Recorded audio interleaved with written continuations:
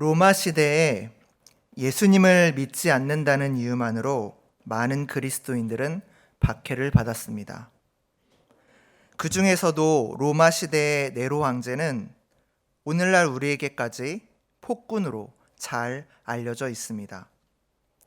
네로 황제 당시 도심에 불이 났습니다. 네로 황제가 불을 냈다는 방화설이 나돌자 네로 황제는 민심 수습을 위해 신흥 종교였던 우리 그리스도교, 기독교에게 책임을 덮어 씌우고 그리스도교 전체를 학살하기 시작했습니다. 예수를 믿는다는 이유로 많은 크리스찬들이 짐승의 가죽이 씌워져 굶주린 맹수의 밥이 되기도 했고, 몸에 타르라는 불에 잘 타는 물질이 발라져 공원을 밝히는 횃불 신세가 되기도 했습니다. 그렇게 기독교인들은 처참하게 죽어갑니다. 우리가 잘 알고 있는 바울과 베드로 역시 이 시대에 순교하게 됩니다. 생각해 보십시오. 사자에게 살이 찢겨나가는 고통, 그리고 죽을 때까지 몸에 불이 붙어 새까맣게 타 죽게 되기까지 느껴야 하는 그 고통 앞에 얼마나 두렵고 마음이 떨렸을까요? 하지만 놀랍게도 그리스도인들은 그런 무시무시한 박해 가운데서도 죽는 순간까지 눈 하나 깜빡하지 않고 하나님을 찬양하며 자신의 생을 마감했다라고 많은 역사서에는 기록되어 있습니다. 그런 기독교인들의 모습은 당시 많은 사람들에게 귀감이 되었고, 저들은 우리랑 다른 무엇이 있는 걸까? 저들이 믿는 하나님이라는 사람은 우리가 믿는 신들과 다른 걸까? 라는 생각과 궁금증을 가지고 점점 기독교에 찾아오는 사람이 늘게 되었다고 역사는 말합니다. 오늘날을 한번 되돌아볼까요? 예수님을 믿는다는 이유로 박해를 받던 그 시대와 비교하면 우리는 어쩌면 너무나 예수님을 믿기에 행복한 시대에 살아가고 있는 듯합니다. 물론 이미 많은 사람들은 익숙해져 그런 편안함을 너무나도 당연한 것으로 여기며 살아가겠지만, 분명 우리는 이전보다 훨씬 더 편안하게 예수님을 믿을 수 있는 그런 세대에 살아갑니다. 적어도 네로 황제의 로마 시대처럼 예수님을 믿는다는 이유로 누가 날 때리거나 박해당하거나 죽이려고 하지는 않기 때문이죠. 하지만 오늘날에도 그때와 같은 대대적인 박해는 없지만 우리를 와해시키고 예수님을 믿는 우리를 음해하며 우리를 혼란스럽게 하는 사단의 전략은 매일이 갈수록 나날이 교모해지고 있음을 우리는 알아야 합니다. 그것들은 이 땅에 하나님을 적대하는 세력들이 바로 교회 안에 육체적인 고통이 아닌 훨씬 치명적인 독소들을 하나 둘씩 심어놓고 있다는 것입니다.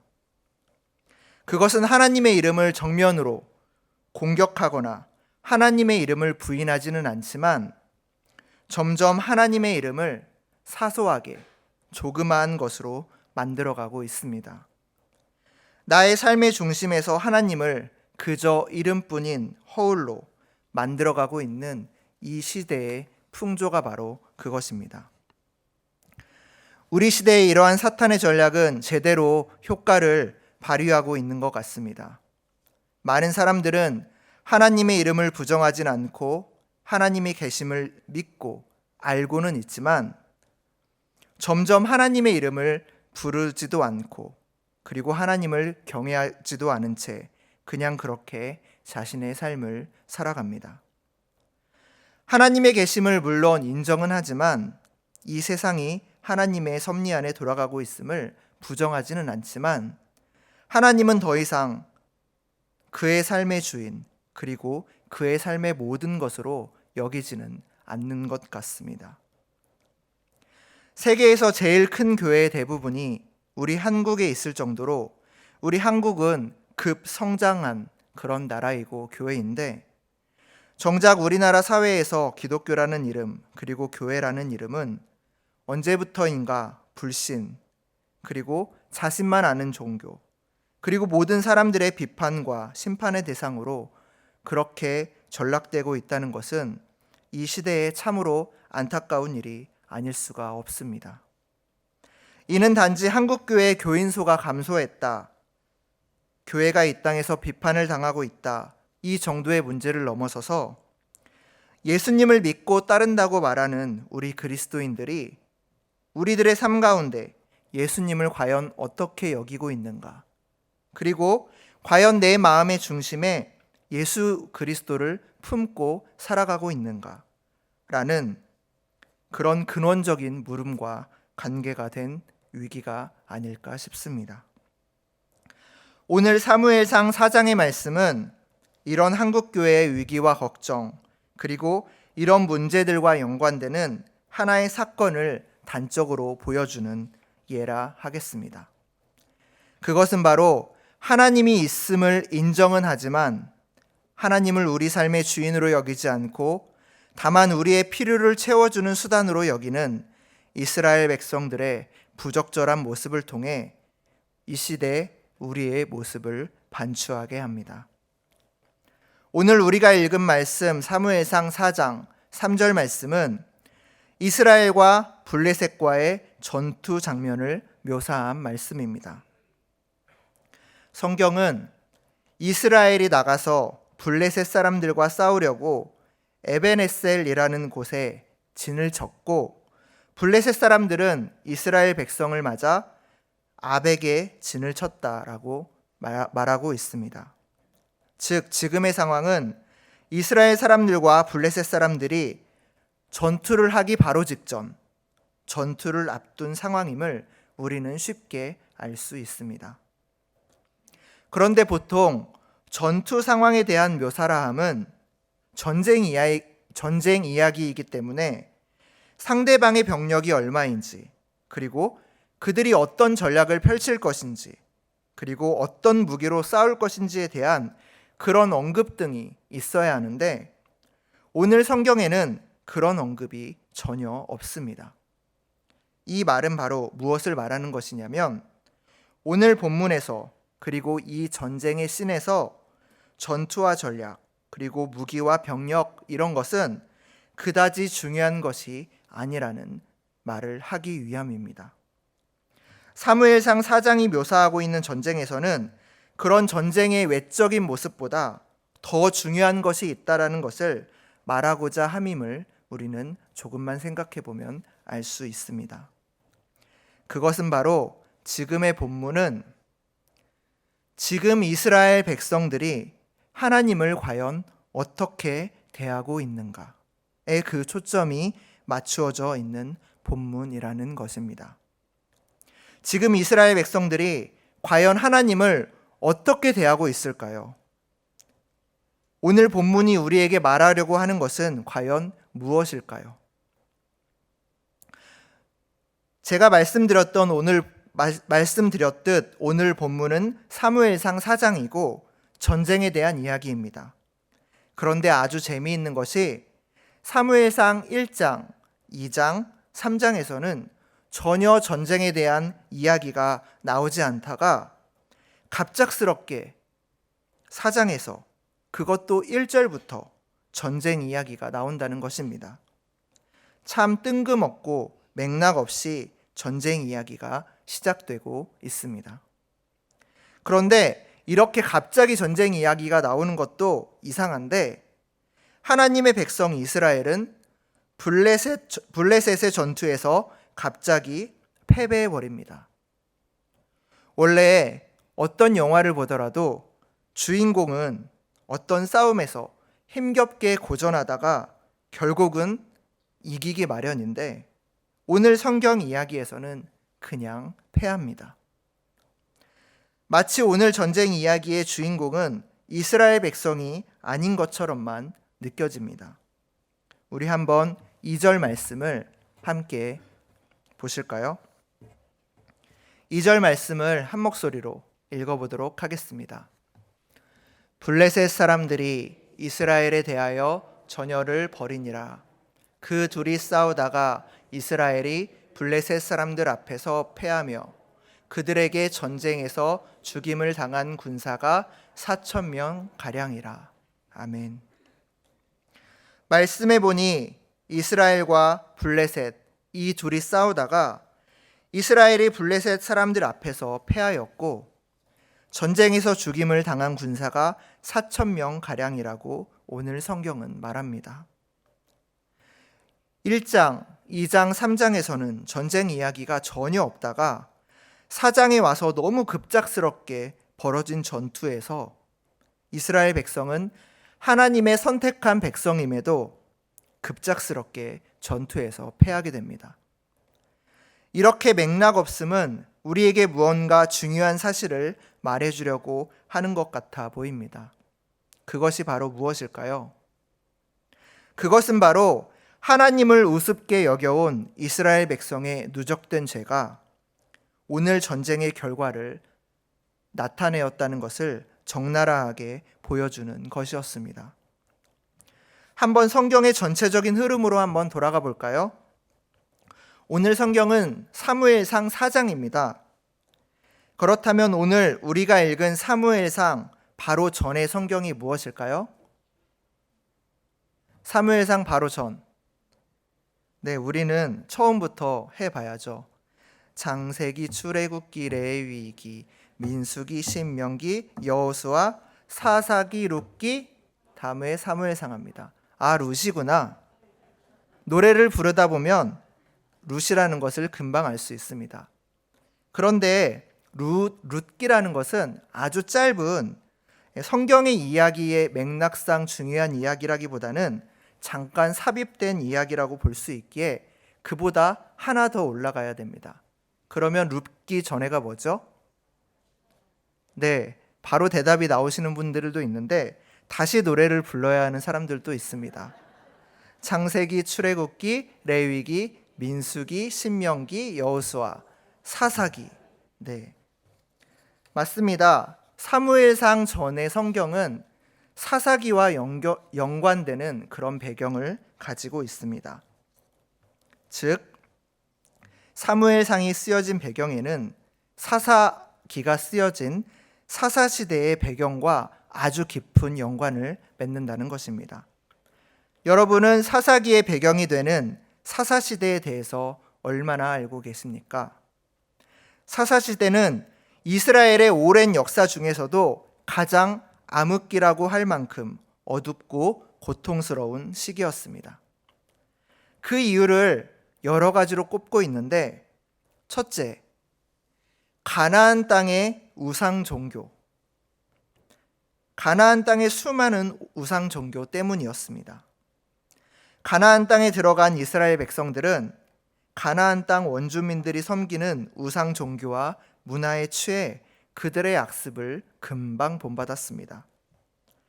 가나안 백성들이 섬기는 대표적인 우상이 무엇이었을까요? 우리가 잘 아는 바알이었습니다. 많은 이스라엘 백성들은 금방 풍요를 주는 이 바알을 숭배하기 시작했고 그들의 음란함에 현혹되어 하나님을 하나둘 버리기 시작했습니다. 둘째 이유는 바로 이방 족속과의 혼인이었습니다. 40년을 광야에서 떠돌아다니기만 했던 이스라엘 백성들이었기 때문에 자신을 꾸미거나 자신을 가꾸는 것은 생각하지도 못했습니다. 아침에 눈을 뜨면 옷을 추려입기가 바쁘게 먼 길을 떠난 채비를 하기 바빴을 것입니다. 그리고 그들의 일정을 반기는 것은 광야의 모래 폭풍과 뜨거운 햇빛, 그리고 밤에는 극심한 추위였을 것입니다. 그들의 방랑 생활은 또 걷고 또 걸어야 했던 삶이었습니다. 이에 반해 가나안 사람들은 한 곳에 오랫동안 머물며 정착 생활을 한 데다가 농사를 지어 얻은 곡물과 채소, 그리고 기름진 음식을 먹으며 자신을 가꾸며 그렇게 살아가는 종족이었기 때문에 그들을 처음 본 이스라엘 백성들은 금세 이방 여인의 아름다움과 이방 남자의 멋짐에 빠져들었을 것입니다. 이렇게 무분별하게 이루어진 이방 족속과의 혼인은 그들이 섬기고 있는 우상들이 그대로 이스라엘 백성들에게 스며들게 만드는 데 아주 큰 몫을 했을 것입니다. 결국 하나님만을 믿고 따르던 이스라엘 백성들에게 우상과 문화들이 섞여 들여오기 시작했던 것입니다. 셋째는 사사기의 시대적 상황이 암흑과 같이 캄캄하고 어두웠던 이유는 바로 이방 나라의 잦은 침입 때문이었습니다. 우리나라도 정말 이방 나라의 침입이 많았던 나라인데요. 사사시대 역시 마찬가지였습니다. 우상을 섬기고 그 마음속에서 하나님을 떠난 이스라엘 백성들에게 하나님께서는 끊임없이 이방 나라를 통한 간섭으로 다시금 이스라엘 백성이 하나님 앞에 엎드리며 마음을 돌이키고자 하셨습니다. 하지만 이스라엘 백성들은 이렇게 하루가 멀다 하고 찾아오는 토착민들과 이방 나라들의 침략과 전쟁을 견뎌야만 했습니다. 성경을 보면 그로 인한 고통이 극에 달했다라는 것을 우리는 쉽게 알 수 있습니다.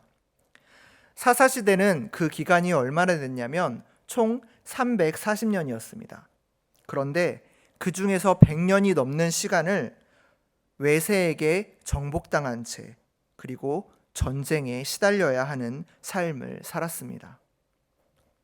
외세의 침략에 고통을 당할 때마다 이스라엘 백성은 다시금 하나님 앞에 돌아와 하나님께 부르짖었지만 다시금 이방 나라가 물러나고 평안해지면 이스라엘 백성들은 함께 해주신 하나님의 은혜를 금세 잃어버린 채 하나님을 찾지 않고 이방 문화와 우상에 심취해 그렇게 또 다시 자신만의 삶을 살았습니다.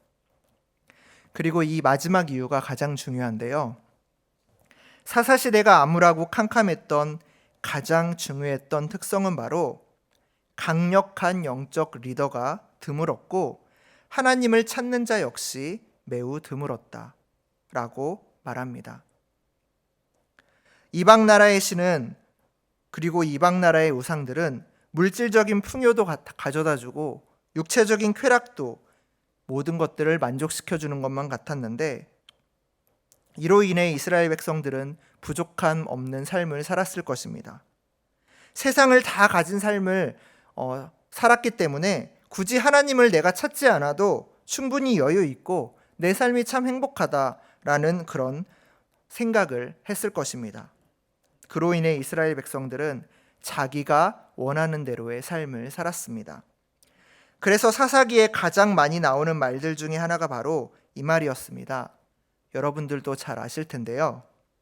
한번 같이 읽어볼까요? 읽겠습니다. 그때에 이스라엘에 왕이 없으므로 사람이 각기 자기의 소견에 옳은 대로 행하였더라. 아멘. 그렇습니다. 그 시대는 왕도 없었고 하나님을 찾는 이도 없어 모두가 자기의 생각이 좋은 대로 행동하는 그런 암흑기였습니다. 무법의 천지였습니다. 자기의 생각대로, 자기가 좋은 대로 이스라엘 백성들은 자기의 유익대로 때론 바알을 찾아 떠나기도 했고 때로는 우상을 섬기는 일을 서슴지 않았습니다.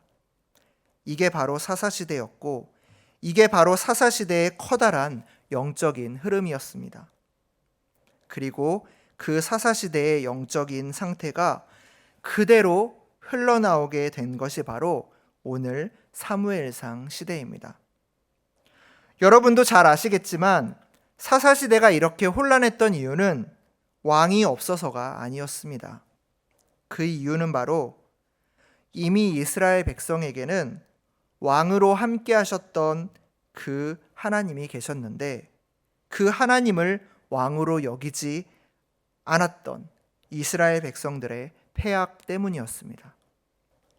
이렇게 사무엘상 4장에 맥락 없어 보이는 갑자기 시작된 전투에는 사사시대의 이런 영적 흐름과 긴밀한 연관의 끈을 가지고 있었습니다. 하나님을 왕으로 여기지 않았고 또한 하나님을 하나님으로 여기지 않았고 나의 욕심과 나의 편안함과 나의 생각, 나의 소견에 따라 살았던 이스라엘 백성들의 모습은 그대로 사사시대에서 사무엘상의 시대까지 계승되었고, 이는 제사장에게까지 영향을 미칩니다. 그 시대의 제사장이 누구였나요? 혹시 아시나요? 그 시대의 제사장, 사무엘상, 맞습니다. 엘리입니다. 이스라엘 백성의 영적 상태를 책임져야 했던 제사장 엘리는 점점 하나님의 계시에 어둡게 되었고 하나님의 음성을 듣지 못하는 상황에까지 이르렀습니다. 엘리의 이런 영적 무감각함은 날이 갈수록 극에 달했고, 심지어 하나님의 음성조차 엘리 제사장이 아닌 어린 사무엘에게 향하게 됩니다. 이런 엘리 제사장의 영적 무기력은 블레셋 침공이라는 정치적 어려움과 얽혀서 더욱 적나라한 모습을 드러내게 됩니다. 사무엘상 4장에서 블레셋이라는 나라가 이스라엘 백성을 쳐들어오고 이스라엘 백성들이 패한 것은 어쩌면 이런 영적 상황 가운데 너무나 당연한 일이 아닐 수가 없는 것입니다. 그런데도 3절 말씀에 보면 이스라엘 백성은 이렇게 말합니다. 여호와께서 어찌하여 우리에게 오늘 블레셋 사람들 앞에 패하게 하셨는고? 라고 말합니다. 물론 원어를 이렇게 우리나라 말로 옮겨오다 보니까 이스라엘의 표현하는 방식의 차이를 정확하게 가져오기는 힘들었겠지만, 오늘의 이 말만 보자 하면 패배의 원인이 자기 자신들에게 있다고 생각을 하기 이전에 하나님, 어찌하여 우리를 블레셋 사람들 앞에 패하게 하셨나이까? 하고 하나님 앞에 항변하며 하나님께 의구심을 표현하는 듯한 그런 표현으로 들립니다. 그럴 만도 한 게, 자신들의 문제 때문에 만약에 이 전쟁에서 패했다고 한다면 이스라엘 백성들은 다음 전쟁을 치르기 전에 무엇을 했을까요?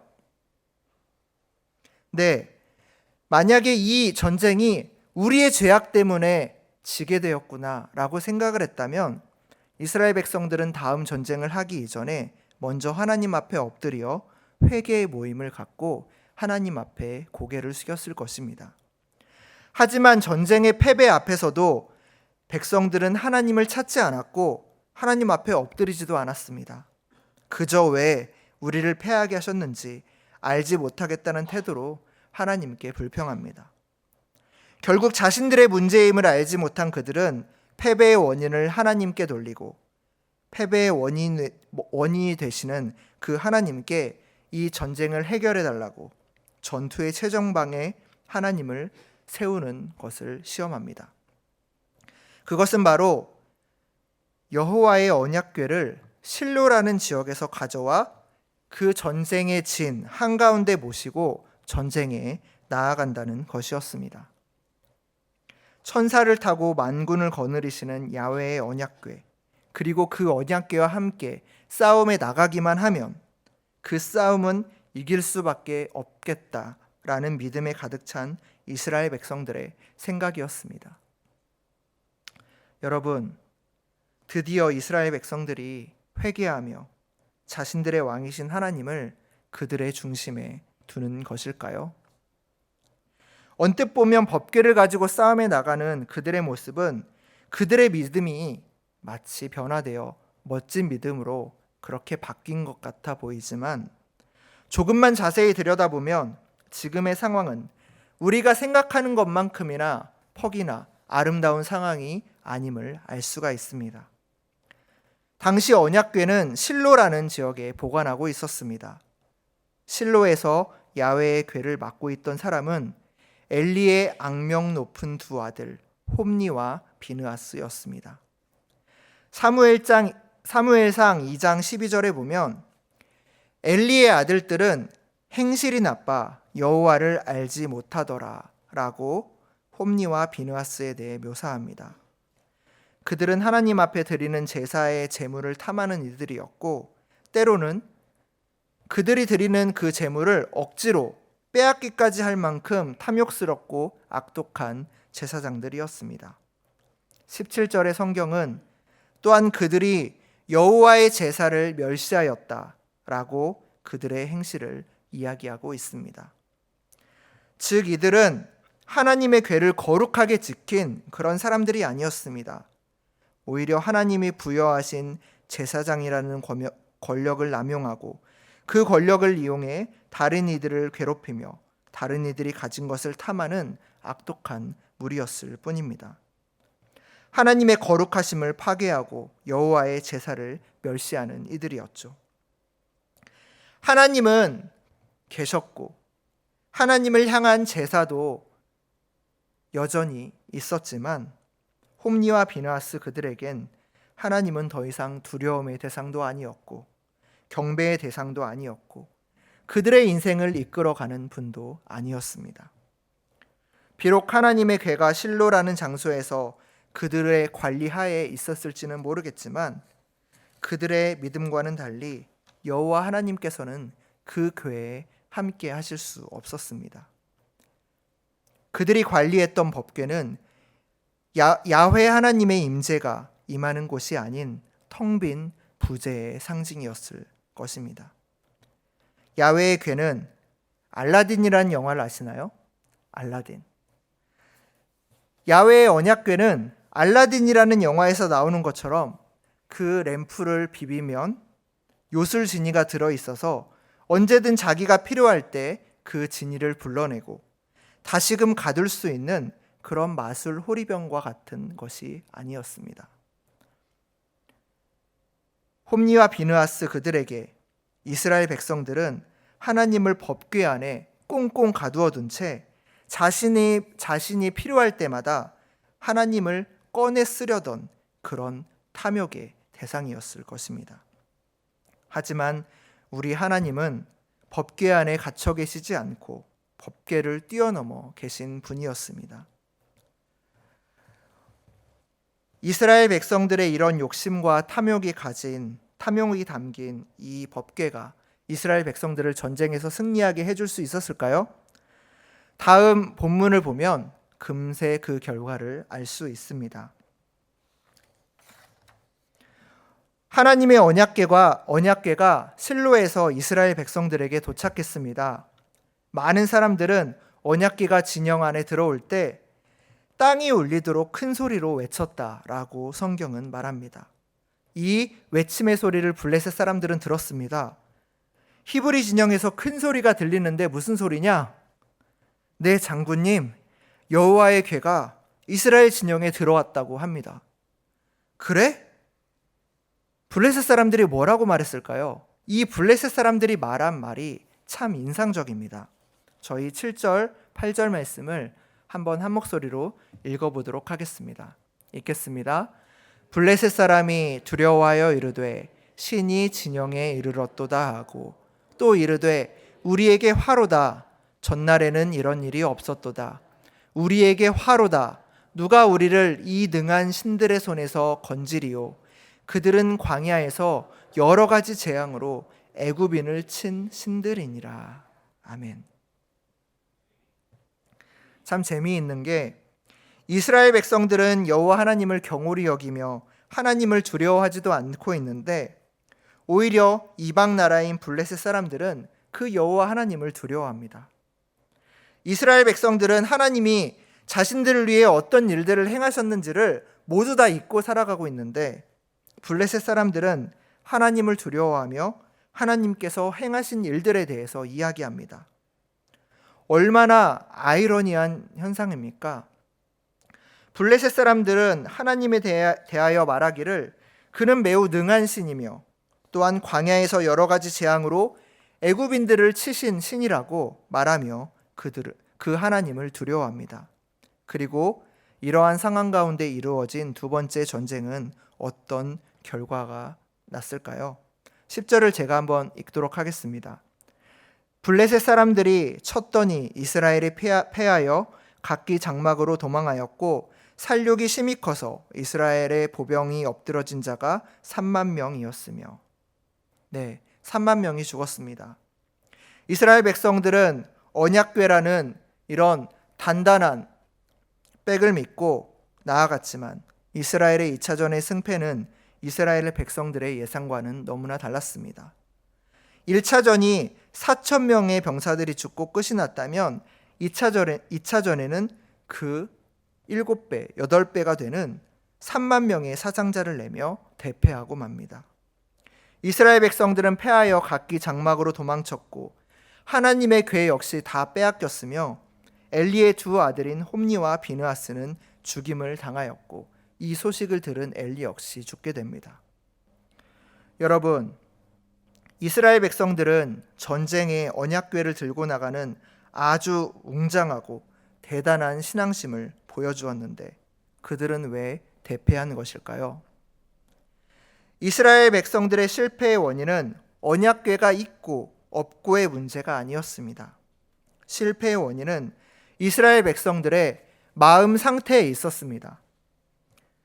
이스라엘 백성들은 하나님께 범죄하고도 회개하지 않았고 하나님과의 바른 관계도 유지하지 못했습니다.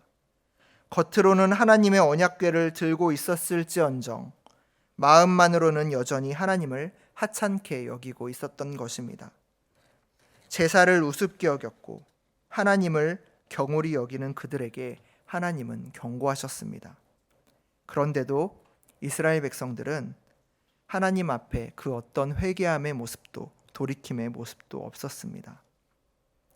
그저 그들이 언약궤를 메고 전쟁에 나간 것은 하나님을 법궤라는 작은 상자에 거두어둔 채 승리를 위한 부적, 승리를 위한 램프 정도로 여겼던 것에 불과했습니다.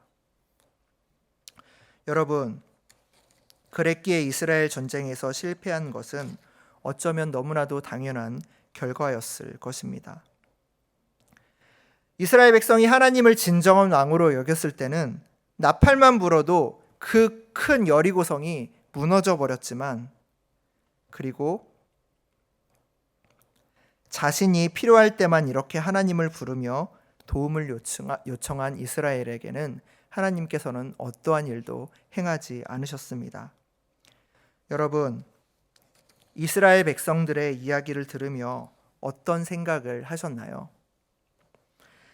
아브라함을 통해 언약 백성을 삼으시고 또 애굽에서 신음하는 그들을 불쌍히 여기며 구원해 주셨던 하나님, 끊임없이 반복되는 이스라엘 백성의 반역에도 다시금 이스라엘 백성들을 품으시고 인내하시는 하나님의 사랑과 은혜를 잊고 다시금 자신의 욕심과 편안함에 취해 하나님 없이 살아가는 이 이스라엘 백성들의 이야기를 듣고 여러분은 어떤 생각이 드셨나요? 그저 참 목매하고 무지한 이스라엘 백성들이구나 라는 이야기로 들리셨나요? 하지만 조금만 고민해보면 하나님 없이 살아가는 이런 이스라엘의 어리석은 모습은 어쩌면 이 시대에 하나님을 나의 구주, 나의 모든 것으로 고백하지만 하나님보다 나의 힘을 의지하며 살아가는 우리의 모습이 아닌지 돌아보아야 하겠습니다. 로마 시대처럼 예수님을 믿는다는 이유로 핍박을 당하지도 않고 옥에 갇히지도 않는 편안한 오늘을 살아가고 있습니다.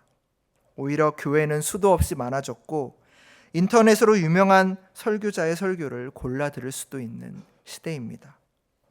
목사도 많고 예배도 많고 언약궤처럼 보이는 매우 튼튼한 방패들도 충분히 많아 보이는 시대입니다. 하지만 우리의 삶 가운데, 나의 삶 가운데 과연 하나님은 계십니까?